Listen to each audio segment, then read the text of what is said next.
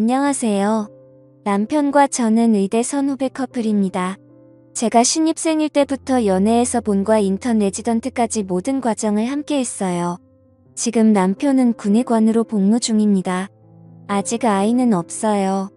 제가 남편보다 5살이나 어리기 때문에 천천히 가자는 주의입니다. 저는 산부인과를 전공했어요. 사실 정형외과에 가고 싶었는데 과 특성상 여자를 안 뽑더라고요. 수술을 하고 싶은데 흉부외과나 신경외과는 성향에 맞지 않아서 산부인과를 선택했어요. 생각보다 수술이 많은 과는 아니지만 그럭저럭 만족했죠. 저는 남편과 오래 연애를 했기 때문에 지금의 시댁과도 오래 알고 지냈습니다. 도련님만 빼고요. 시댁은 시부모님과 아들 둘의 단출한 집안이에요. 남편은 어릴 때부터 공부를 잘해서 초등학교 때부터 별명이 닥터김 아니면 김박사였대요. 한 번도 꿈이 바뀐 적이 없었다고 하더라고요. 쭉 의사를 꿈꿨고 진짜 의대에 진학했고 본인 의지대로 성형외과를 전공했고 제대하면서 선대 병원의 부원장으로 가기로 이미 다 이야기가 되어 있었습니다. 전형적인 승승장구의 삶인 거죠. 반면에 도련님은 뭐랄까 정말 알 수 없는 인물이었어요. 저랑 동갑인데 재수한다 뭐한다 하더니 이내 유학을 가버리더라고요. 그래서 도련님은 연애 초기에 몇 번 본 거 외에는 별 기억이 없었습니다. 맞다, 그런 착각은 한 적 있네요. 혹시 이 동생이 나를 좋아하는 거 아닌가? 뭐 그런 생각이요. 형의 애인을 좋아하는 동생? 그런 이야기 많잖아요. 아무래도 형제가 보니 보는 눈도 비슷하고 그러다 보니 여자 취향도 비슷하고 뭐 그런 거요. 사실은 남편이랑 연애를 막 시작했을 때 시댁에 놀러간 적이 있었는데 고스톱을 치면서 진 사람이 아이스크림 사오는 내기를 하곤 제가 꼴찌를 한 거예요. 빤히 아는 동네라서 저 혼자 갔다 오겠다고 집을 나섰어요. 그런데 시동생이 대문 앞에서 저를 기다리고 있더라고요. 그리고 저를 보곤 시동생이 이 밤에 여자 혼자 무섭지도 않냐면서 같이 가주겠다고 이야기하며 팔짱을 끼는데 너무 당황했어요. 아무리 동갑내기이고 편한 사이라도 남자친구의 남동생이 팔짱을 끼는 것이 남사스러웠거든요. 그때 아이스크림이 무슨 맛이었는지 기억나지 않을 정도예요. 이런 일이 있었다고 당시 남자친구였던 남편에게 말해야 하는 건지 혼란스럽기도 했고요. 게다가 그런 일이 몇 번 더 있었습니다. 같이 떡볶이를 해먹고 제가 설거지를 하고 있는데 남자친구 동생이 다가오더니 갑자기 어깨를 주무르는 거예요. 자제하기 힘들겠다면서 안마해주는 거라는데 왜 그런 거 있잖아요. 뒤에서 자꾸 몸이 닿는 느낌. 놀란 저는 결국엔 컵 하나를 깨고야 설거지를 마칠 수 있었습니다. 남편에게 말할까 말까 고민하고 있었는데 어느 날 동생이 유학을 간다고 말하더군요. 한국에서 재수하느니 유학 가서 대학에 진학하는 게 더 낫겠다며 미국으로 간다고 했어요. 그 이야기를 듣고 곧 떠날 사람인데 어쨌든 문제를 만들고 싶지 않았어요. 그래서 저는 입을 다물기로 했습니다. 남편의 동생이 떠나기 전날 송별회를 하는데 저도 초대를 받았어요. 남동생을 보는 게 껄끄러웠지만 빠질 수 없는 자리였죠. 그날 저는 술을 조금 많이 마시게 돼서 얼굴이 화끈거려 마당에 나와 열을 식히고 있는데 남편의 남동생이 따라 나왔습니다. 저는 좀 긴장했죠. 왜 나한테 그랬냐고 물어보고 싶었지만 참았습니다. 그의 표정이 너무나 아무렇지 않아 보였거든요. 그런 저를 보고 그는 너는 참남 같지가 않아라고 말했습니다. 정말 심장이 터질 것 같았죠. 그래서 저는 서둘러 집으로 돌아왔습니다. 더 이상의 사건 없이 남편의 동생은 유학길에 올랐고 남편과 저는 열심히 연애하고 공부하면서 지냈어요. 그러면서 저는 시동생과 있었던 일을 거의 잊고 지냈습니다. 그는 우리 결혼식 때도 오지 않았어요. 시부모님은 서운해하셨지만 저는 오히려 잘 됐다고 생각했죠. 잊고 지냈다고는 하지만 지금까지 우리 사이에 있었던 일들 그리고 남 같지 않다던 그 말이 깨끗하게 지워진 건 아니었거든요. 남편과의 결혼 생활은 행복했어요. 오랜 기간 연애를 했지만 결혼은 또 다른 맛이 있더군요.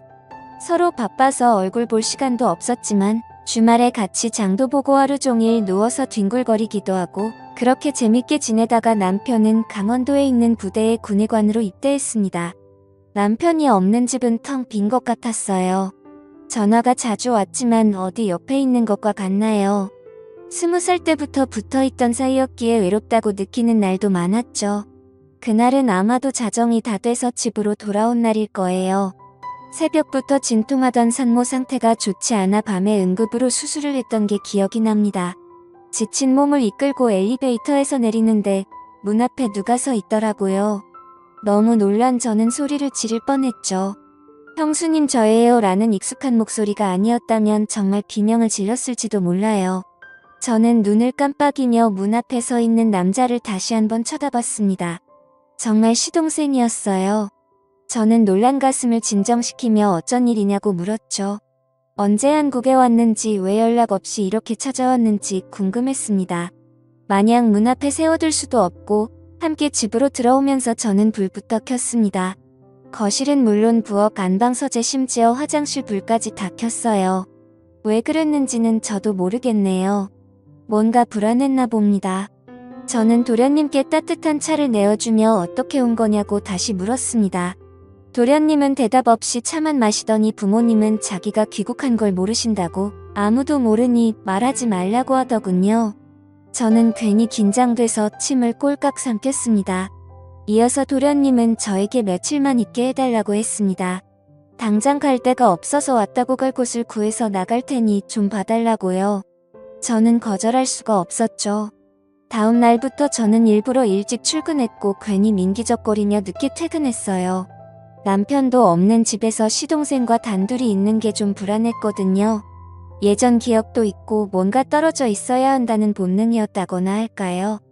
아마 도련님도 느끼고 있었을 거예요. 제가 도련님을 많이 불편해한다는 걸. 그렇게 며칠이 지난 어느 날이었습니다.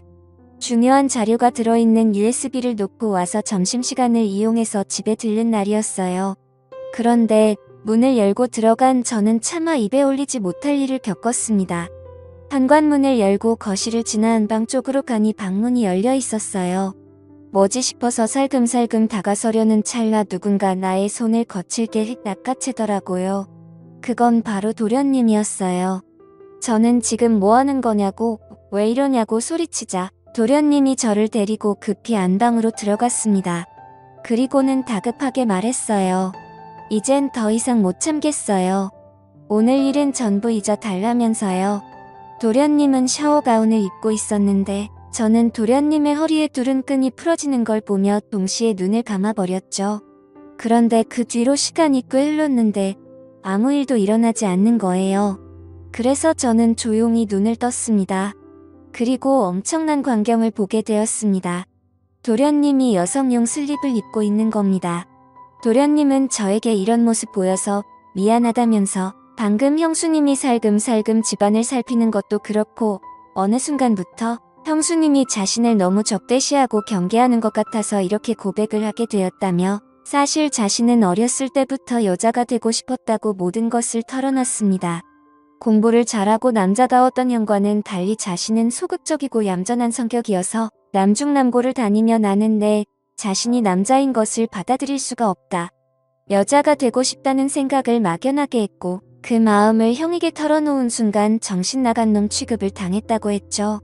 그리고 제 남편이 부모님께 말하면 죽여버리겠다고 했대요. 너 같은 거 남았다고 생각하시면 고통스러우실 거다. 여기 있지 말고 외국으로 나가서 더 하고 싶은 대로 하고 살라고 했다고 하더군요. 그제야 모든 게 이해가 됐습니다. 자신이 여자라고 생각하니까 제 팔짱을 낀 것이 어색하지 않았을 테고 중간중간 스킨십이 있었어도 이상하지 않았을 겁니다.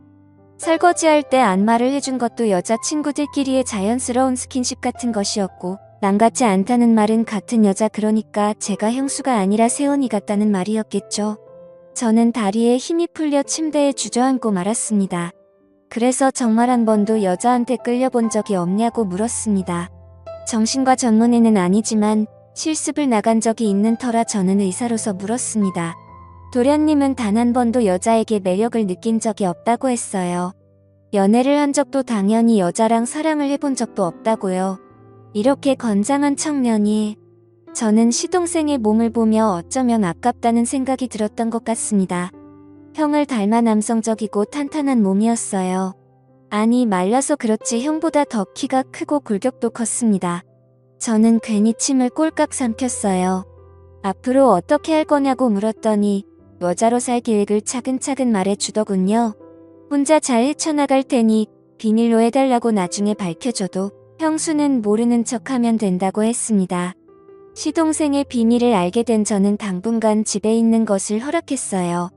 도련님이 아니고 아가씨라고 생각하기로 했고 그런 불편할 것도 거리낄 것도 없었으니까요.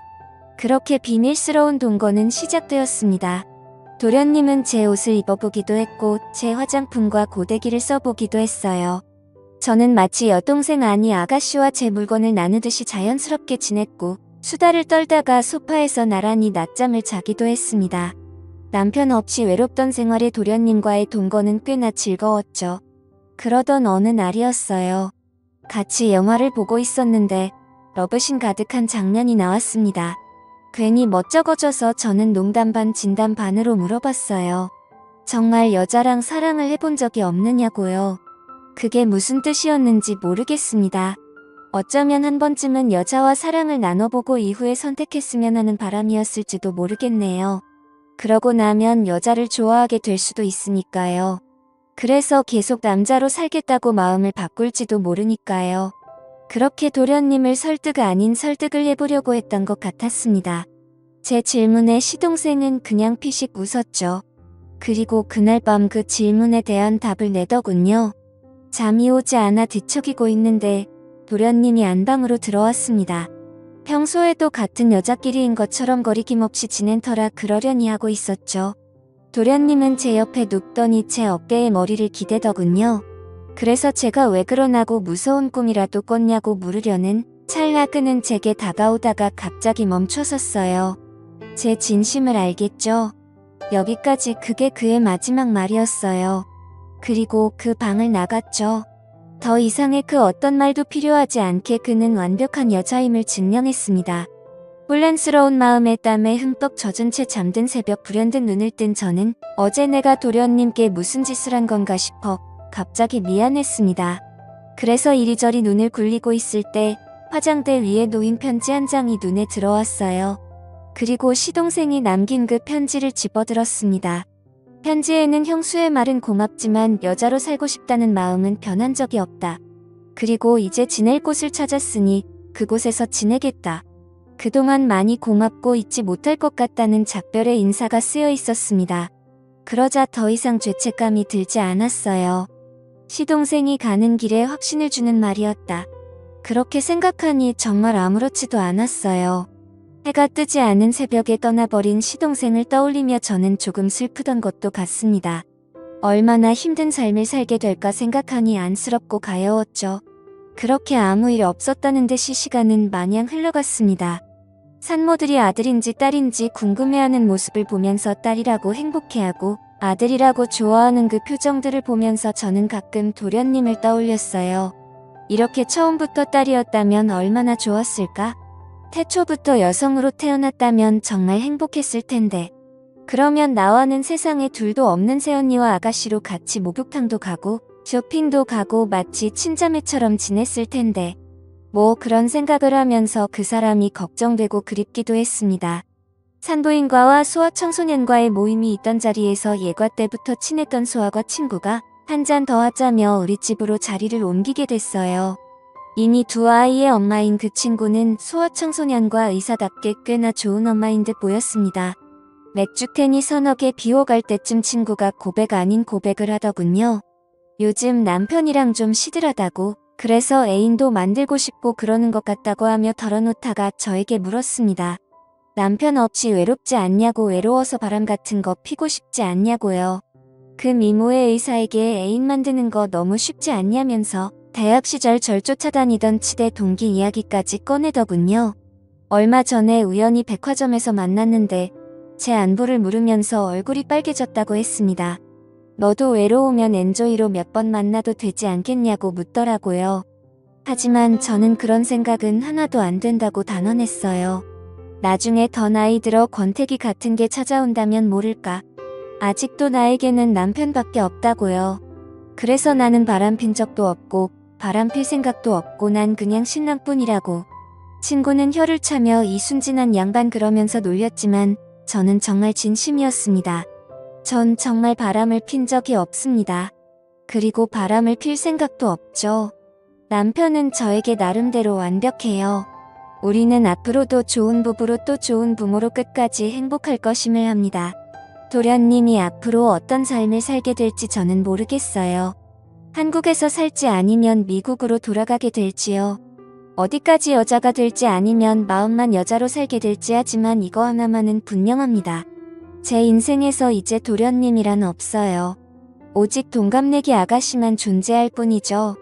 태어났지만 알콩달콩 즐거웠던 한 달간의 동거와 함께 낄낄거리며 봤던 영화들 서로 바꿔가며 보던 잡지들 같이 잡아주며 했던 스트레칭, 과 요가 그리고 그날 그 밤의 그 시간들 그 모든 걸 저는 아주 순수하게 기억할 겁니다. 지금까지 제 사연을 들어주셔서 감사드립니다.